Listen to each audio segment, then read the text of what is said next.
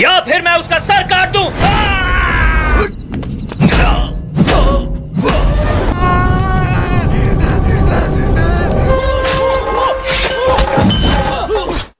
Hai semuanya, selamat datang dan selamat bergabung kembali di channel SR Zona.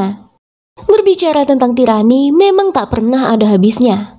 Tentang keserakahan, tentang kekuasaan, tentang penindasan, dan juga tentang penderitaan rakyat. Dalam kesengsaraan dari pemerintahan semacam itu, tentu rakyat mendambakan sosok pahlawan yang bisa menyelamatkan mereka. Dan disinilah Abang Kumis kita kali ini akan beraksi dalam film berjudul Kalki yang dibintangi oleh Tovino Thomas, garapan sutradara Pravin Prabaram, dan dirilis pada tahun 2019. Film ini mengisahkan tentang suatu peristiwa mencekam di sebuah desa di mana penduduknya hidup berselimut dalam ketakutan yang diciptakan oleh sang penguasa. Seperti apakah kisahnya dan akankah datang sosok penyelamat untuk penduduk di sana? Oke, tanpa berlama-lama, yuk langsung saja simak. Ini dia rangkuman alur cerita filmnya.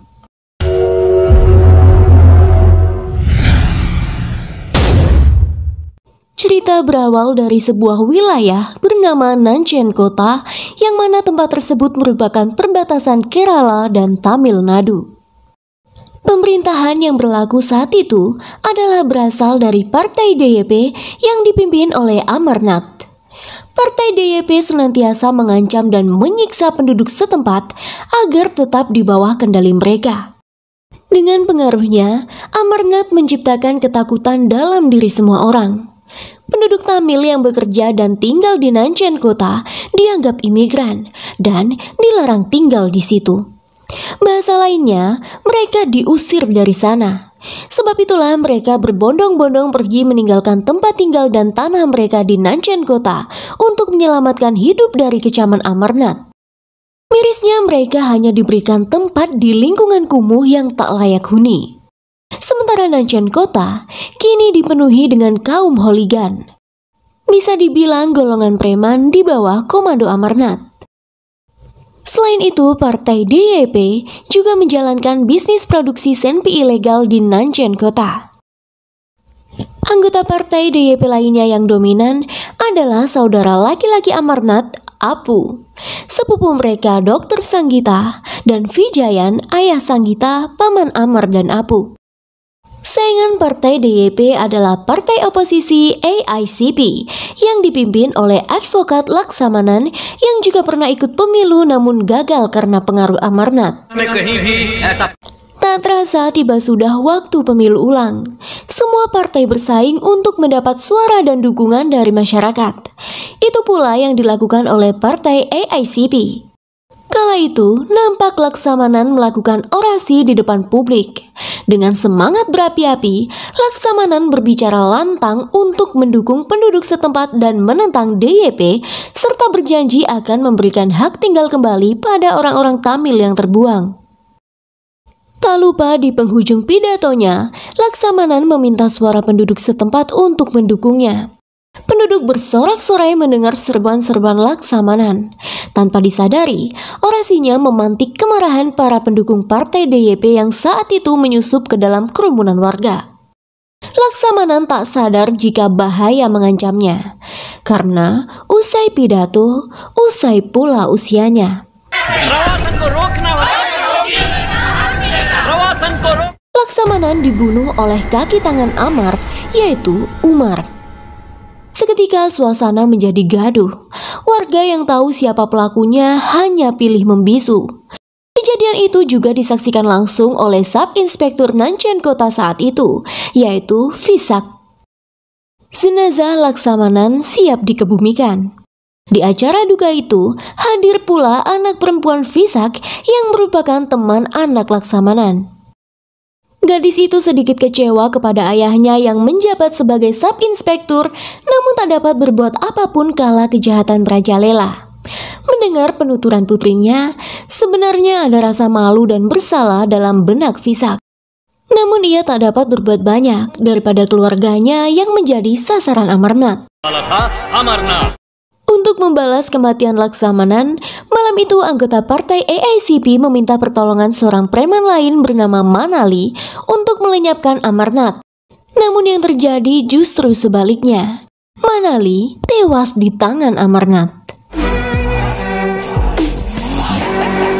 Esok harinya, Visak mendapati warga berkerumun setelah mengalami perampasan uang. Saat ia bertanya kepada mereka, beberapa dari mereka berkata jika tak ada gunanya Visak mengetahui, toh ia tak dapat bertindak. Bak mendapat 1000 tamparan tatkala Visak mendengar celutukan warga itu. Tapi memang benar, tak ada yang bisa dibuat oleh para penegak hukum di Nanchen Kota. Meski ada police station di sana, hukum hanya ada di tangan Amarnath dan polisi berada di bawah kendali mereka. Sebab itulah mereka tak dapat berbuat apapun terhadap Amarnath dan anggotanya. Tapi siang itu Umar berkunjung ke police station sebab Visak telah menahan anak buah Amarnath. Sebagai kaki tangan Amarnath, Umar memperingatkan Visak untuk tidak main-main dengan pimpinannya. Kemudian anak buah Amar pun dibebaskan dan Umar meninggalkan 2 anak buah lainnya untuk stay di police station guna menjaga supaya para polisi tidak keluar dari office. Sebenarnya bukan hanya Visak yang tertekan dengan kondisi saat itu, tapi semua penduduk Nanchen Kota telah banyak menderita di bawah penindasan Amarnath. Tak jarang tindak kriminal terus bermunculan dan pertumpahan darah tak pernah menemui penghabisan. Setelah putrinya mengkritik karena tidak mengambil tindakan apapun dalam kasus pembunuhan ayah temannya, dan setelah memikirkan ketidakmampuannya serta omongan miring tentang jabatannya, Visak merasa down dan kemudian memutuskan bundir di sel police stationnya. Police station makin nampak seperti makam, sepi tanpa kegiatan. Sel-sel kosong bukan karena tempat itu aman, namun karena para napi yang harusnya berada di balik jeruji besi justru menjadi penjaga tempat ini. Kala itu di luar, seorang nenek mengantar cucunya yang nampak malas melangkah ke police station. Pemuda itu seorang polisi junior yang terpaksa menjabat sebab menggantikan mendiang sang ayah. Ia lebih tertarik dengan eksperimen-eksperimennya dibanding memakai seragam kaki. Toh tak ada bedanya baginya jika ia harus datang ke police station atau tidak, sebab para polisi di situ semua disfungsi.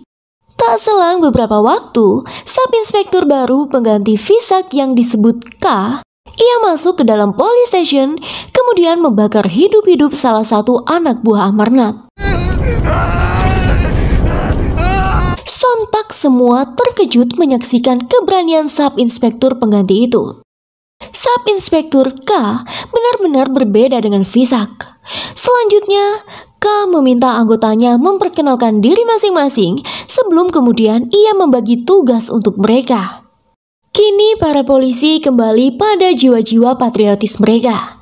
Dengan arahan yang disampaikan oleh K, mereka melaksanakan tugas dengan semestinya.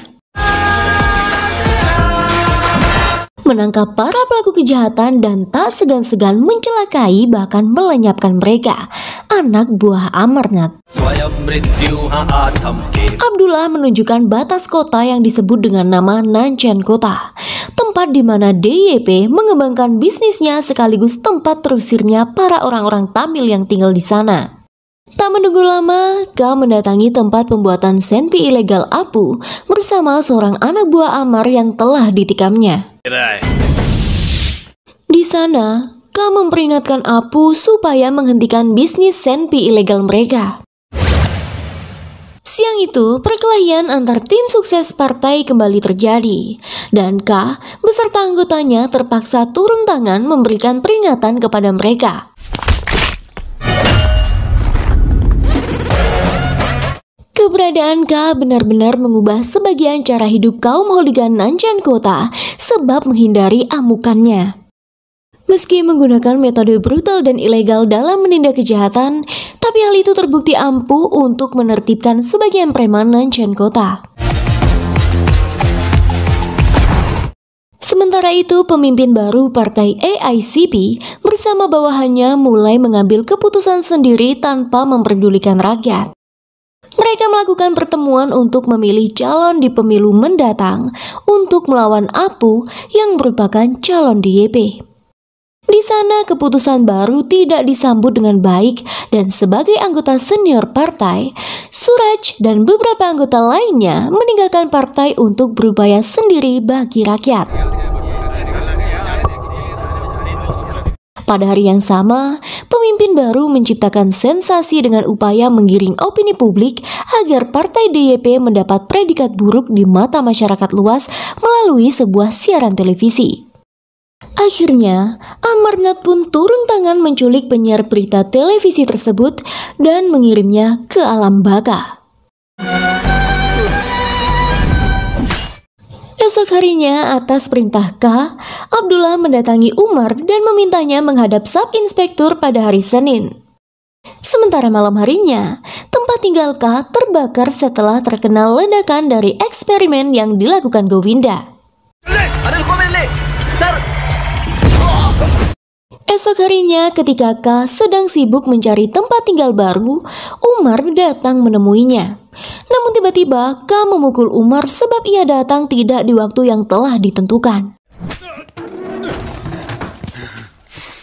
Kemudian K mengancam Umar untuk tidak lagi bekerja dengan Amarnath mulai hari ini dan seterusnya jika ia masih ingin tinggal di Nanchen kota.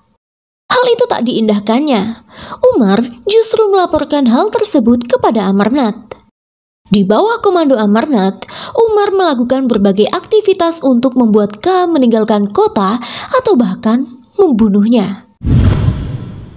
Sementara itu, selagi belum menemukan tempat tinggal baru, K tinggal di rumah Govinda bersama nenek Govinda. Sang nenek berterima kasih kepada K sebab berkat dirinya, Govinda lebih semangat berangkat ke police station. Menanggapi tindakan K di police station kemarin, Umar mendatangi kediaman Abdullah. Ia bermaksud mengancam keluarga Abdullah dan anggota polisi lain.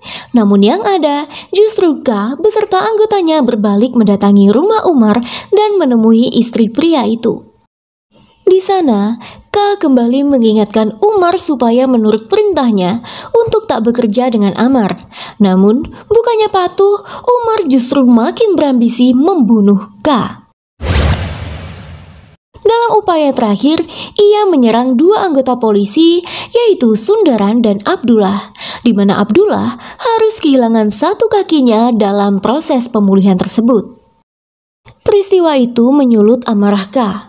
Ia melacak keberadaan Umar dan mendatanginya di sebuah pabrik tua. Di sana Umar telah menyiapkan para preman untuk menewaskan K. Namun, seperti yang sudah-sudah, usahanya gagal setelah pertarungan brutal.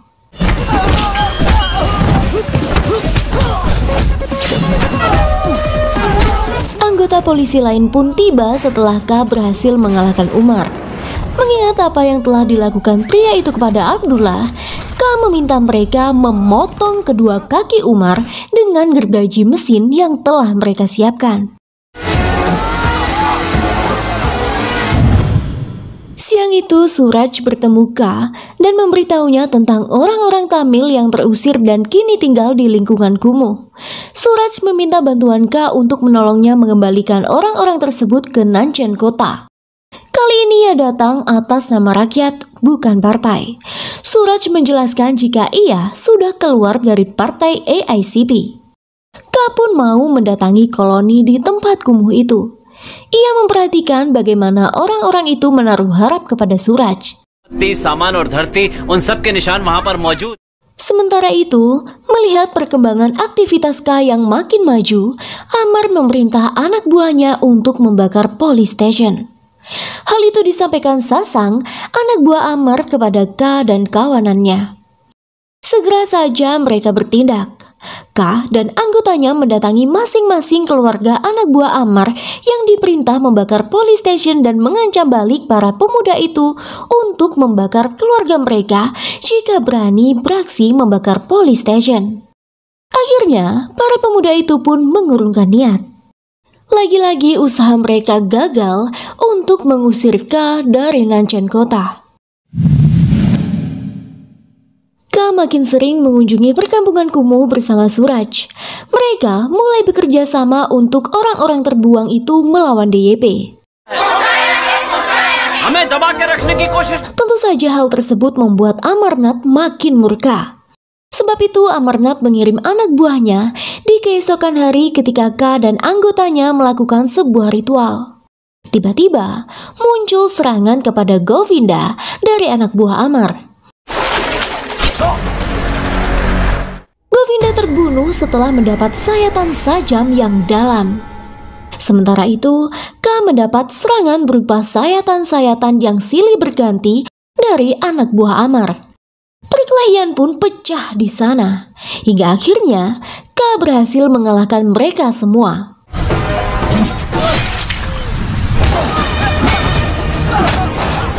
Sementara itu, pengebumian Govinda berlangsung penuh haru dan isak tangis.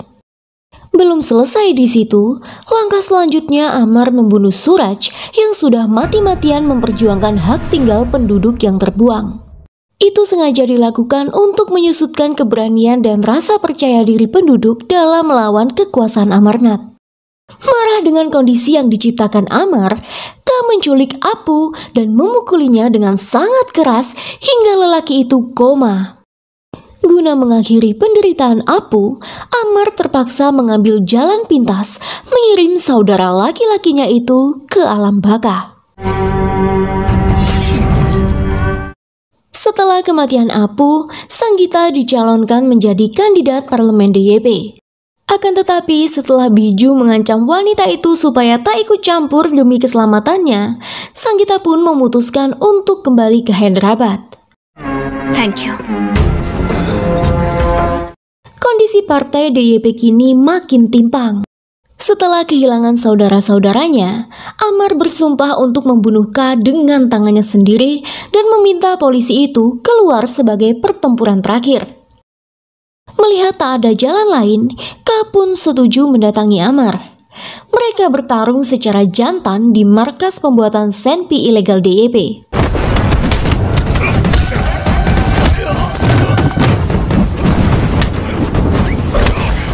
Pertarungan berlangsung sengit. Sesekali Amarnath mengalahkan K, sesekali Amar dikalahkan K. Namun akhirnya pertarungan dimenangkan oleh K. Kemudian K membawa tubuh Amar dengan mobil ke dekat posko pemenangan partai DYP. Lalu ia menyeret tubuh Amar sepanjang jalan dan menggeletakkannya di tengah jalan yang mereka sebut perbatasan.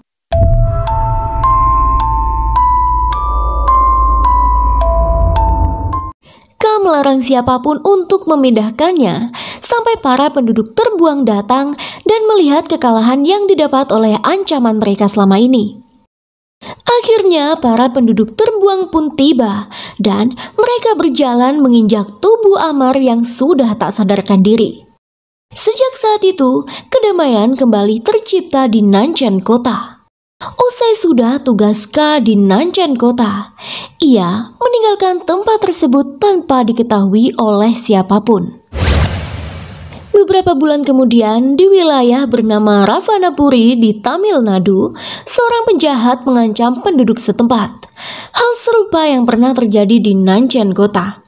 Tapi tak lama kemudian, sebuah jeep menabraknya hingga terpental.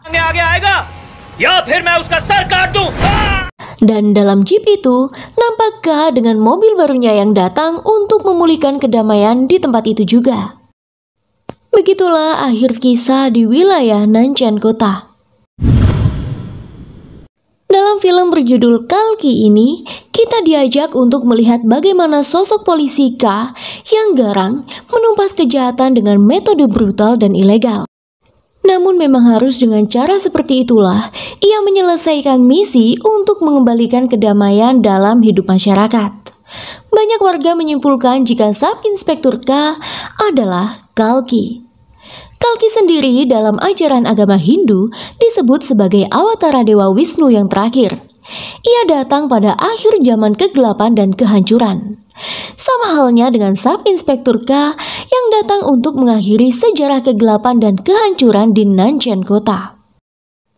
Dalam prolog film Kalki tersebut juga sedikit digambarkan di mana ada sebuah wilayah bernama Nandu Palayam yang tak tersentuh oleh hukum beberapa dekade lalu. Manusia yang membunuh dan bermain dengan nyawa orang lain mendatangkan malapetaka. Ketika binatang-binatang itu dibunuh polisi, seorang bocah laki-laki berusia 12 tahun berbalik hendak melawan hukum. Namun bukannya hukum memeranginya, tapi hukum justru melindunginya. Tak peduli beberapa tahun telah berlalu, darah binatang buas masih juga mengalir dalam tubuh bocah tersebut. Dan bocah laki-laki itu tak lain adalah K. Hal itulah yang membuatnya tumbuh menjadi pemberani dengan menumpas segala bentuk kejahatan dan para pelakunya hingga disebut Kalki.